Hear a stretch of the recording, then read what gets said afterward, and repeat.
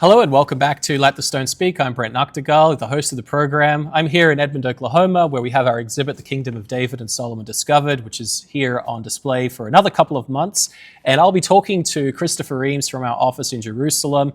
And we're going to go through our top 10 finds from the world of biblical archaeology for 2024. This is something we really enjoy doing every single year. If you do like this program, don't forget to like and subscribe to our YouTube channel to make sure you don't miss any of our great content. But we're going to cut right to it here with our top 10 with Chris. Hi, Chris. Thanks for coming in from Jerusalem. Hello, Brent. It's a pleasure. It's that time of year again. Crazy. Yeah, we're actually earlier this year than last year. We are only a couple of days after the turn of the year to go through our top 10 of finds in biblical archaeology. And as we do usually, I'll do a couple or one or two, you'll do a couple, and we'll work our way from number 10 all the way down to number 1. And again, as far as criteria goes, these are finds for biblical archaeology. So these are discoveries that were made in the lands during the periods of the Bible. And also they might be studies, maybe not a new discovery itself, but perhaps a new study on an older discovery as we go through. So you're going to start us off with number 10, and then I'll be with number 9. So number 10, Chris. Sure. With number 10, we start off with the hallucinogens. This was a discovery that came out of Tel Es-Safi or Gath. This was a Bar-Ilan University research paper. And basically what they did was they took plant matter from two Philistine temples that were found at this site, one of them dating to the 10th century and another to the 9th century BC. And both of them destroyed during the late 9th century BC.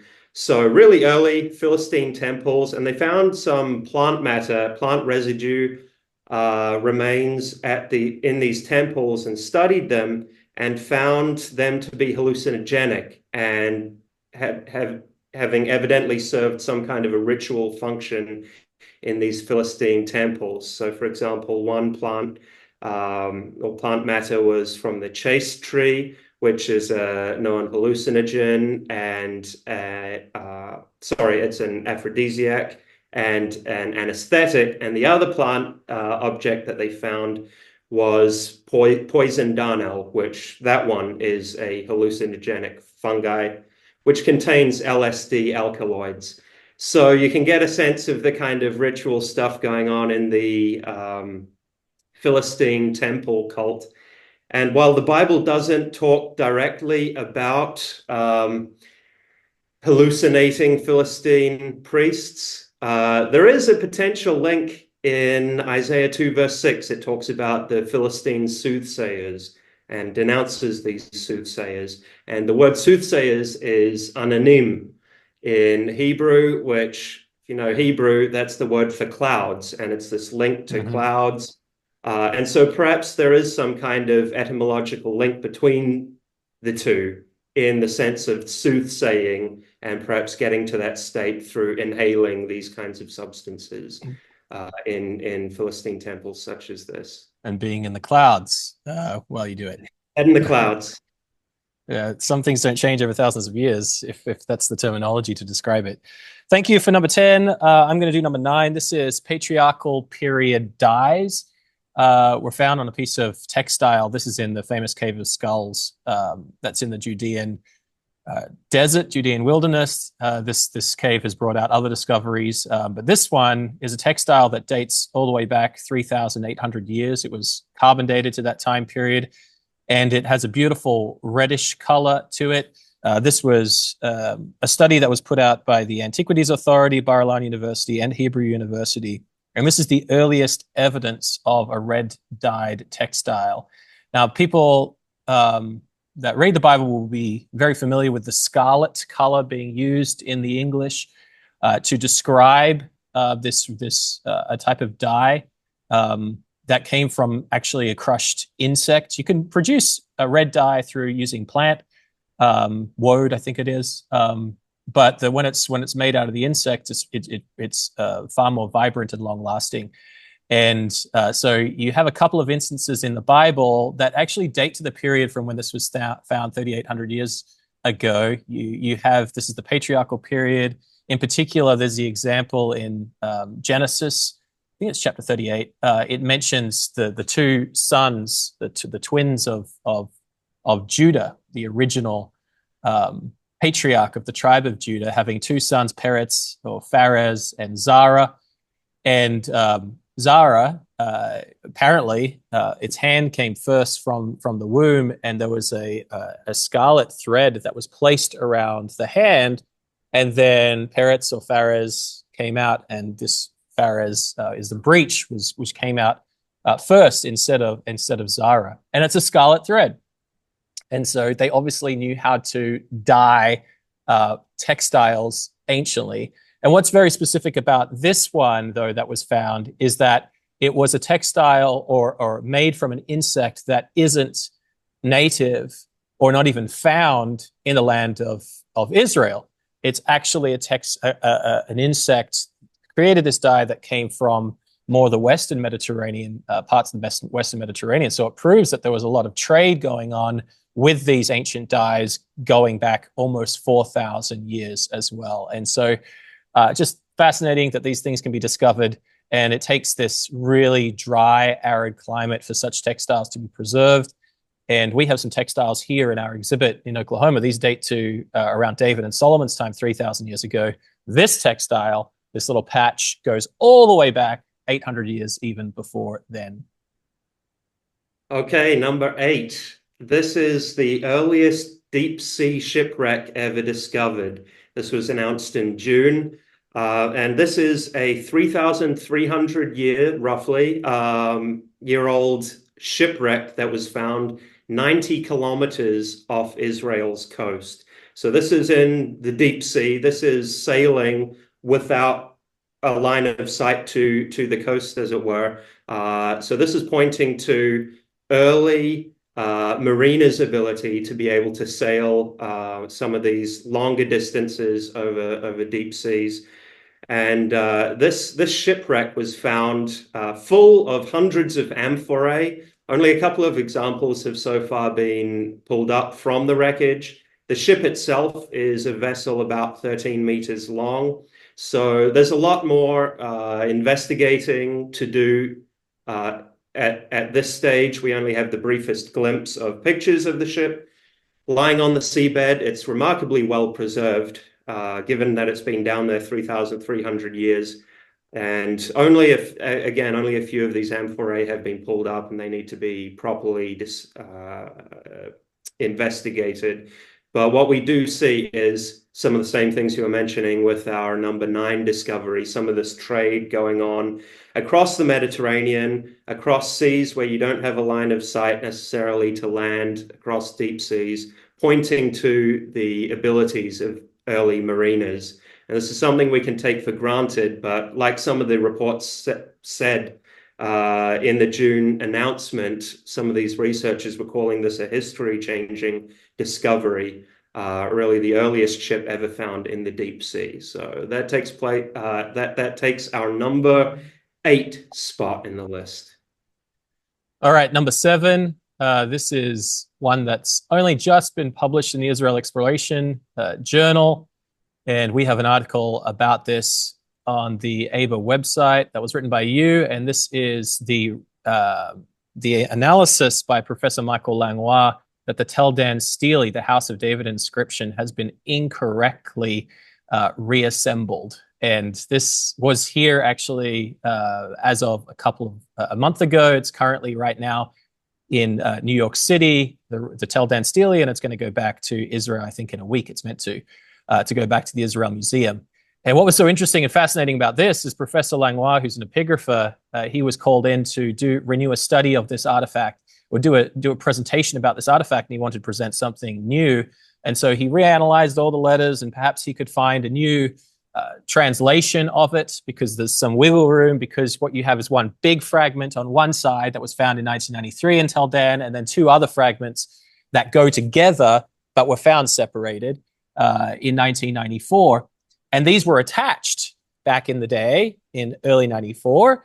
And what he realized when he's studying the letters is that there is variance between 4 or 5 of the letters and how the scribes actually wrote those letters on fragment A and the fragment B1 and B2 that were next to it.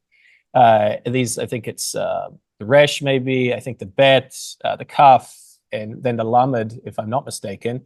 And it shows that the scribe, when he's writing them, some of them, instead of having one stroke, which they would on one fragment, they had 2 strokes to make the same letter or part of the letter. And so it clearly showed that a scribe isn't doing this anciently. He's not writing part of it on one line using one method of writing a letter, and then further on the same line, changing that method to write that same letter. And then all of the letters on that, or all those letters are those 2 fragments being different as far as those 4 characters are concerned. So this is so fascinating. It doesn't impact at all the House of David part of it.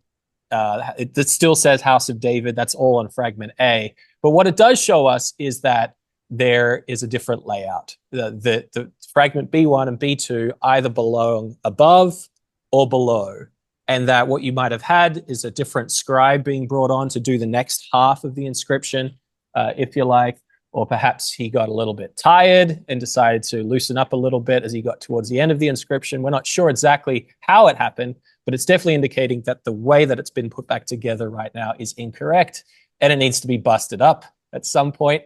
Although now it tells it's a story in itself. There's history attached to the way it's attached. So maybe they'll leave it. I'm not sure. But congratulations to Professor Langlois. He came on the program to discuss this a while ago. But now we have the official paper about it. And it shows just how much can still come out about discoveries that have been studied over and over and over again, particularly as new technology comes out. There was different imagery that he could do with this inscription that they could do actually at the Israel Museum, because they took it out of the cabinet because it was coming here, and they captured that moment to do some extra work on it. They did also do some archaeomagnetism to 2 different fragments of the basalt inscription. This showed that the 2 parts of it are definitely from the same inscription and from the same face of the stone as well. So we know they belong together, but just not the way that they are currently reconstructed. Yeah, and if our listeners are able to get a hold of the IEJ article, I'd encourage you to do so, because if you see that comparison, that visual comparison between each of these letters, the ones on the B side of the fragment and the A side, it's like the 2 B fragments, B1 and B2, the letters are identical to one another. But then in every case, they're different on the other side. So it's like consistency with these 2 fragments, which definitely go together, but then that variation. So really a remarkable discovery by Langlois. Number 6 on our list, the Mmst or Memshet discovery. This was by another epigrapher, our good friend Dr. Daniel Weinstaub. And this takes a little bit of explaining. Maybe I can use a pottery handle here as an example. This isn't a Lamelech handle, but basically what the Lamelech seals are stamped handles of vessels from the late 8th century BCE. And Lamelech means to the king, and this was some kind of taxation or preparation effort, generally described as being done in advance of the of Sennacherib's Assyrian invasion.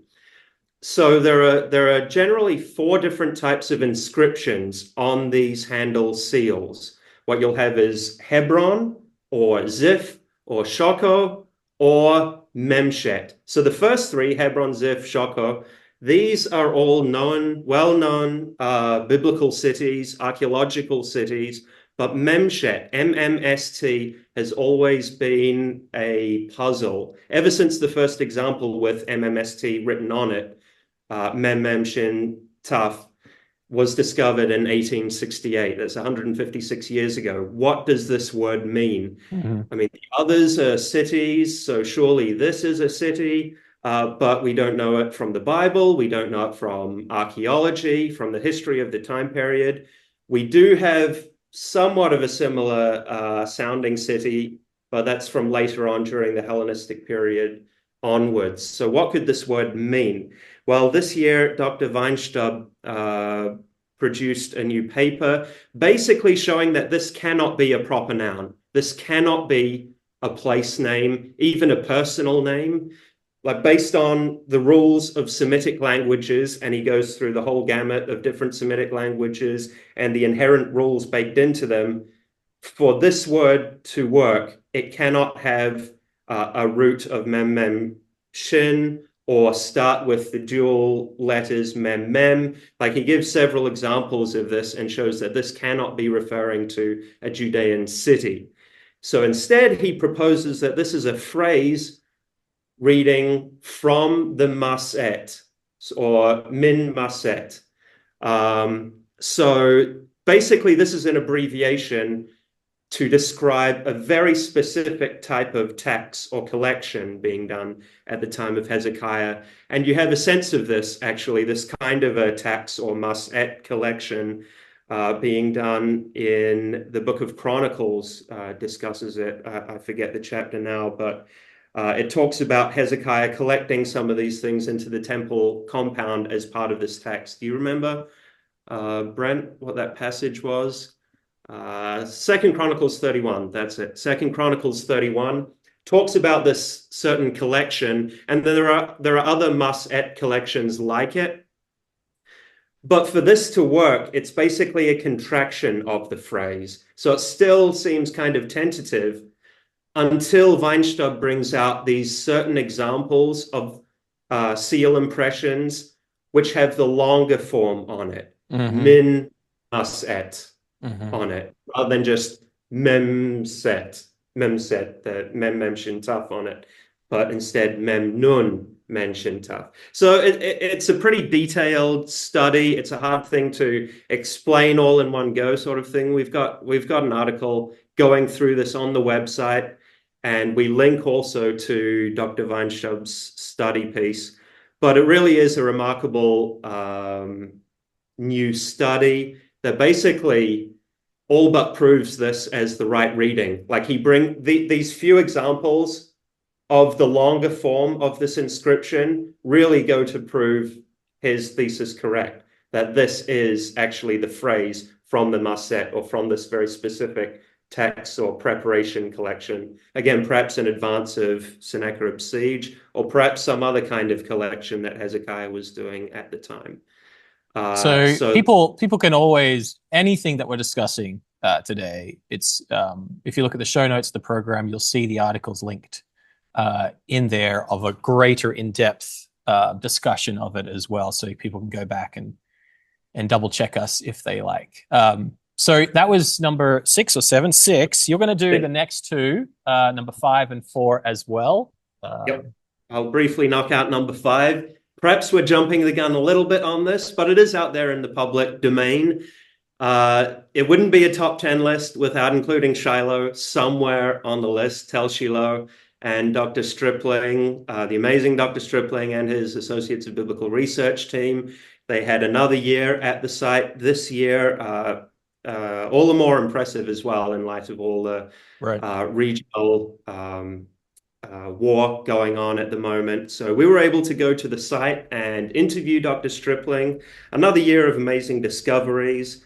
And then he also did an interview on the ABR channel about this specific find. And what this is in one of the sacrificial dumps at the site, a favisa or a sacrificial ritual dump at the Tabernacle site of Shiloh, you have all these animal bones, and within this dump, you also find all these gold pieces, these gold star items, miniature gold star tokens, perhaps some kind of offering, tabernacle offering. So anytime it's gold, this makes top news. But not only that, this year they found a piece with a face engraved on it. So we're still waiting for pictures to come out about this. It is a beautiful looking piece. the pictures of it will be published in due course, as well as the full description of the find. But for now, what we know is that there are these gold token offerings, tabernacle offerings that have been found late Bronze Age from the tabernacle site at Tel Shiloh. One of them being this beautiful piece with a face engraved on this gold star item. So we look forward to the eventual publication of that. Now, number 4 on our list is another seal that has been discovered in Jerusalem. So Jerusalem has a ridiculous amount of seals that have been found. Now, these seals, they're not the animals. Of course, they're the seal stamps, the stamps used to seal documents. In the ancient world, even to our modern world, you've got these stamps used to seal envelopes. And so you've got these administrative seals being used in the ancient world, and they'll have the inscriptions of officials or that type of thing on them. From Jerusalem, 35 different seals have been found, or had been found until this year. Another one was announced, the discovery of another such seal from the First Temple period. The 36th seal from Jerusalem. To give some perspective, the next highest city in terms of seal stamps is Arad with 5. The next one is Lachish with 4. Like, Lachish is Judah's second city. It's often called the second city. And from Jerusalem, you have 36 compared to just 5 and 4 and less from these other. I'll just interrupt you because there's a study that's not on our list. And the reason you know so much of this is because this was just published under your byline along with Professor Joseph Garfinkel. It's published in the Jerusalem Journal for Archaeology. That's put out by Hebrew University. It's called A Corpus of Iron Age II Inscriptions from Jerusalem, the Background for the Writing of Biblical Texts. It's a massive database of all the Iron II inscriptions that have been discovered in one location, all provenanced as well. And so that's why you're up to date on exactly how many have been found in Jerusalem. And then this one comes out, I guess, partway through the process of putting that together.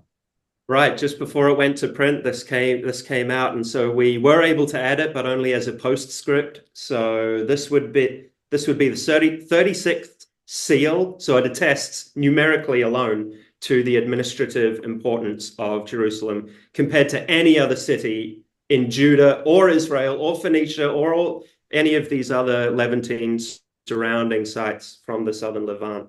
So this particular seal, it has the inscription LeYehuezer ben Hoshayahu, so belonging to Yehuezer, son of Hoshayahu or Hoshaya.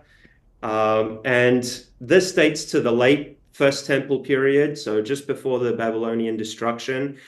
And the numeric quantity of these seals, just to one side, there is another interesting angle to this particular seal in that it may even refer to a biblical individual. Some have made this case. I think it's Jeremiah 43. It talks about an individual called Azariah or Azrael ben Hashayahu or Hoshaya. So the names are a little bit different. The fathers' names are exactly the same. The initial names are a bit different, but the Hebrew is just flipped, basically. Like the first half of the name is at the end of one and at the start of the other, and basically means the same thing. So it is more tentative, but based on the similarities there, some have suggested this could be referring to the same individual. So another fantastic find. Anytime you find epigraphic remains, seals, it points to administration. And when it comes to Jerusalem, it's just an unmatched city as far as these finds go quantitatively. We have another article again online that people can look at this and read more about it. I'm going to take the next two quickly. The number 3 we've called Compton's Assyrian camps. This is named after the researcher Stephen Compton, independent researcher. I just met him last month up in Boston. We had a really good discussion about the next piece he's working on. But this one came out this year, and it describes the trail of King Sennacherib, the Assyrian king that came into Judah in the late 8th century and was taking over many cities, all of them except Jerusalem, the fenced cities. He famously conquered and deported a lot of people from Lachish. You talked about before this being the second city of importance in Judah, and this was preserved in the wall reliefs of Sennacherib up in Nineveh, and people can go and see those wall reliefs at the British Museum in London. It's incredible to see Judea, an episode in the Bible, an episode that the Bible describes pictographically by somebody that was there at the time, and this is just incredible discovery in itself. So Stephen Compton comes along, and what he did was overlay with satellite imagery, or not satellite, pictures, I think, from the British period, with the topography of the land around Lachish, and then matched it up to the wall reliefs that were in Sennacherib's palace. And what he was able to do was locate the place today of where Sennacherib's encampment was, where his men were stationed, where a lot of them were stationed. There's a picture or a graphic representation of the camp itself on the Lachish wall reliefs in a circle. And then if you match up the distances and the direction to the imagery from a plane of the layout of the land today, it's to scale. If you excavate or if you investigate that same location of the same distance from where Lachish is, you will find a circular fort. So more I would say excavation would be good if some excavation's done. I mean, it's largely been destroyed by farming, this place where the Assyrian camp was. But I think that most people do agree with Compton's research as far as where the Lachish camp was, where Sennacherib's camp was, based on his paper. And he goes on to discuss more of these potential camps, one in Jerusalem. I'd say that the Jerusalem one that he puts forward is probably a little bit more tenuous in my opinion, as to where Sennacherib's camp might have been. However, that could be accurate as well. So that was number 3. Kudos to him. All right, I'm going to do number 2. This refers to the mammoth carbon dating study that was done in Jerusalem, taking 103 carbon samples, mostly short-lived carbon samples, olive pits, date seeds. What else did it have? Even some animal remains as well. And what it did was take all these samples from different parts of the city of David, mostly off the top of the ridge. The city of David's behind me, and you can see this big strip. That's the city of David. So most of these excavations take place slightly off the top of that ridge where they got these samples from, which is important. But what it showed was a number of key findings. It showed that 20% of the samples they took or they received in those other areas that prove human habitation. These were samples that come from humans being there, and then they ate something or what have you, and it dropped out. 20% of those were dated from the 12th century to the 10th century. So this is showing that Jerusalem, while they didn't find structures necessarily dated to those time periods, there was habitation in the area going far. This is back to Jebusite time, going through into King David's time as well. So that was one of the big announcements from the discovery. Another one was that one of these sites that was excavated, where they got a lot of samples from, is from the Gavati excavation. I should say also this was a study that was put out by Tel Aviv University, the Antiquities Authority, and the Weizmann Institute. They came together for this. So this excavation in the Gavati area, they call it, is off the top of the ridge in the northwestern side of the city of David. And one of their buildings that they've found, 2-story building, Building 100, they call it. Its initial, what they found was in the construction, in the floor, in the plaster, is that they had remains that would date the initial construction of the building to the very late 10th century, early 9th century, based on their own data, is what they would say. And this was sensational because everyone's considered that it was just Jerusalem was on the eastern hill, this ridge behind me, through the 10th century. And then even people said, no, it wasn't even the 10th century. It was 9th century, 8th century, what have you, when it was first developed. And what this is showing is that they're already building buildings off the top of the ridge in the very late, early 10th century, just after 30 or 40 years after King Solomon's time. So if they're building in the valley during the late 10th century, it shows that there were structures on top of the hill further on into the guts of the 10th century, which would be Davidic, Solomonic period. So a couple of interesting facets from this remarkable study, and there's more to it as well, and definitely go back and read our article on that. Okay, Brent, of all 8 billion or so people in the world, you happen to be the very right person to talk about this final discovery. You are the man in connection to this top discovery on our list. And not only that, I think it happens to be behind your head somewhere in that cabinet. Yeah, it's in that cabinet right there. This is, of course, the Ophel Electrum basket pendant. What on earth is this item? So this was uncovered in 2012, excavations we were on with Dr. Eilat Mazar, and it's one of the small finds that was discovered in wet sifting, and we kind of put it to the side, and we'll get to that and study it in a later time period. Well, that later time period was late last year, or late in 2023, when we just came across it in the office of Eilat Mazar, and we're like, well, what is this thing? We should find out what it is. And it's this tiny little bit of what we didn't know then was gold, looked gold, but it was confirmed to be electrum, which is part silver, part gold, a bit of copper in there as well. And upon flicking through a book on jewelry from the Iron II period, I could see a lot of parallels to this that were of a very unique Phoenician type of basket pendant that hung from an earring. And so this was kind of amazing because the biblical connections of the Phoenicians to Jerusalem are well attested to in several passages at times in the 10th century. King David got the help of the Phoenicians to build his palace. Solomon gets the help of the Phoenicians to build his palace, his temple. And this indicates a Phoenician presence. The Bible says there were Phoenicians present in Jerusalem in the 10th century. And so now we've got a Phoenician earring showing up in Jerusalem in the 10th century. And so I was able to start doing the research on this. I called in the help of Dr. Amir Golani from the Israel Antiquities Authority to assist. He's the jewelry expert. I'm no jewelry expert. So when you're out of your league, you get somebody that knows what they're talking about to help put together this paper. And he was blown away when he saw this, because this is like one of his babies, this concept of the Phoenician basket pendant, and how wherever you have Phoenician colonies along in the westward expansion of Phoenician people to their different trade outposts, that's where you exclusively find these style of earring. And so then to find one in Jerusalem was absolutely phenomenal, because it again testifies to a Phoenician presence in the city. So that's been published now in Hebrew. Hopefully we'll put something out in English soon enough as well, but there's definitely a popular article for that.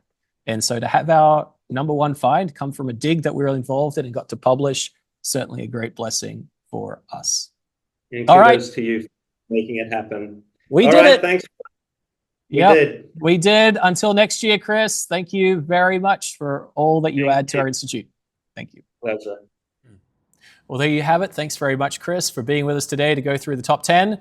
And thanks very much for watching. If you do like the program, don't forget to like and subscribe to the video.